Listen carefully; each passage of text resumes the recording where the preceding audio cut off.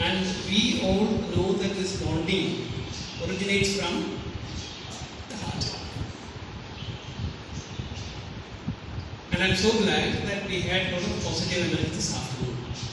As Father Wilson rightly put it during the welcome address, that invitation from the Vyodaya to the CRI and the CRI responding very proactively and immediately come together and organize this little event. I think this is a spark which naturally can enlighten and enhance the religious quotient of Coimbatore. And that bonding of the heart between Wilson and Christopher, finally facilitating the inflow of God of inspiration from Father George, based on the document, Encyclical Dilexit Nos. I think that has given us a very positive vibe this afternoon. I thank all the three of them for having facilitated this. Having known Father George from way back 1986-87 onwards, that we were together just year and year batches. I have always admired him, not only for his great accomplishments, but for being a very genuine religious. And I can vouch for the fact that whatever he spoke to us are the truth. Because I've seen by my own eyes what he is over the last almost 40 years we have known each other. We have great respect for each other, we are very good friends, and we have been colleagues over a longer period of time, but all this have created a better bonding, and therefore I am so glad that Father George joined us this afternoon. Now I am supposed to give you the concluding address. So I start with the question, why Dilexit Nos? Why? Why did he love us? That's the initial spark, no? Why did he love us? Pope Francis tried to explain that this encyclical was necessitated from the feeling that he had that we have lost track of the heart. He's not only talking about the Catholic Church, he's talking about the whole society where the heart is lost. As I was just traveling from Provincial here, I was just reflecting about all that is happening around now. Pope is already in the hospital. Some people are so happy that he's in the hospital. And many are anticipating the day he will either die or quit the office. We are a heartless generation. A man who is moved by the gospel, who had been standing strongly for the gospel, advocating this, is branded as an anti-pope. Very good Catholic, very good traditional Catholics. And I know at least 50%. At least 50% of the clergy and the bishops would be happy that he goes.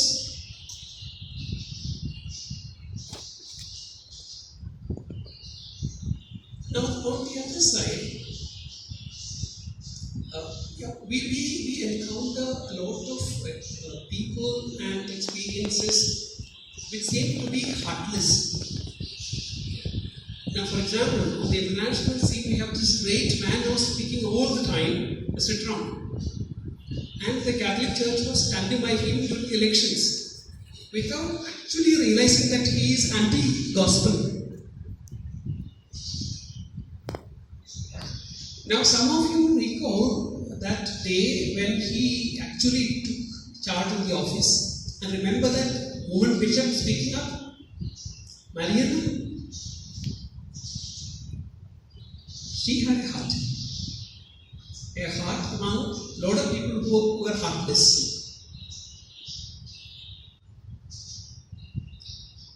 Now, Pope wants to reinstate, especially each one of us, Catholics first, to be a community the community of heart, a community after the heart of Jesus. A heart that throbs for everyone. A heart that shed its last drop to give life to everyone. To give life in abundance. For that he let go all that he had. That's the vibe of Jesus' heart. And this is exactly what Pope Francis wants to reinstate back in the Catholic community. We know this is really a tough task. Father George had taken up this explanation which appears to be really demanding, no? And he rightly put it across to us. It's not an easy thing. Dilexit Nos text seems to be really simple, but the theme that it puts across to us is really demanding. Most of us will not have passed grade. I assure you, most of us will not have passed grade. I'm not a doomsday predictor, but then taking the gospel seriously and designing our own heart after the heart of Jesus seems to be the toughest task in the world. Father George referred to the fact that we have 220 paragraphs in the whole encyclopedia. It's sufficiently long. But then as I scanned through the text, I was stuck with one paragraph. Last but one. 219th paragraph. And I would say this little paragraph, not very little, but I think 3 sentences are there. This paragraph sums up the message that Pope Francis wanted to put across to us. I'll just read a part of it now.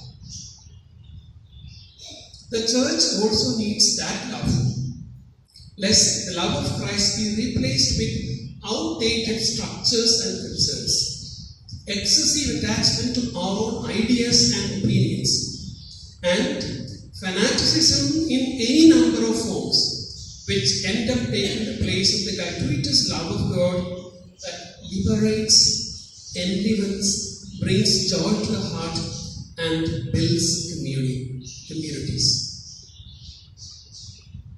Towards the end of the sentence, he puts across to us that if we begin to wipe with the heart of Jesus, what would happen to us?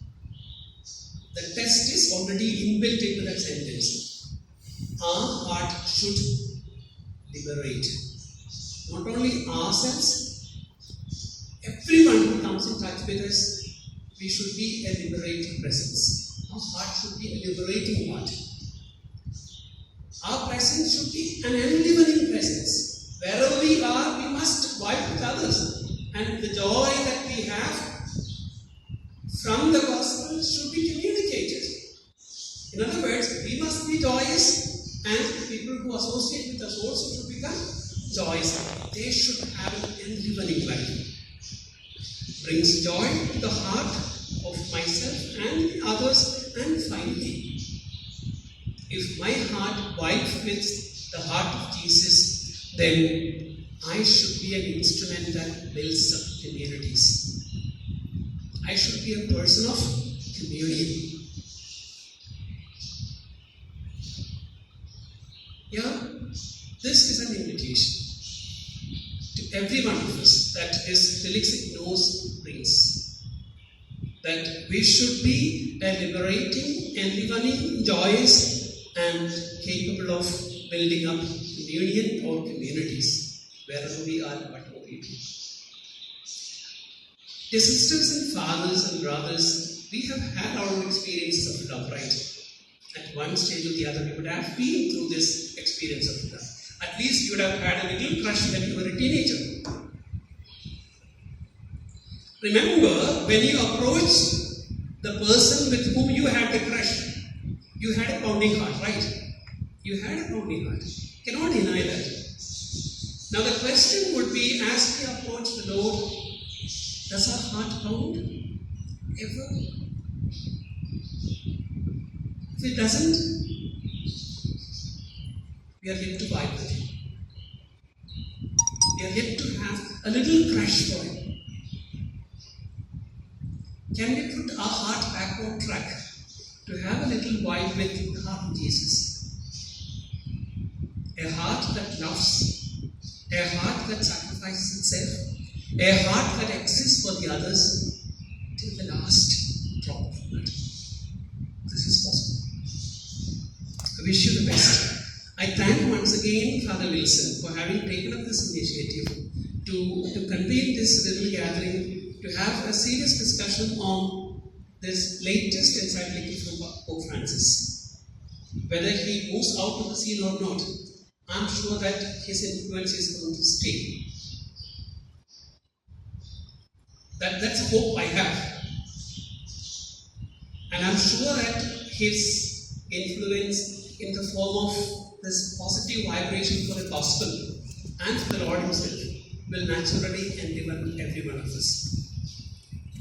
Once again, thanking Father Wilson for having organized this with the support of great Peter and in association with Father Christopher Stanley and the entire Coimbatore CRI, with the physical presence and discourse of Father George. I'm sure that this afternoon has been made more meaningful, more vibrant with the Lord and with the gospel. Yes, we are and we should be a heartful, a hearty, a loving community that vibes after the heart of Jesus. Thanking everyone for your wonderful presence and thanking very especially Father Wilson, Father George,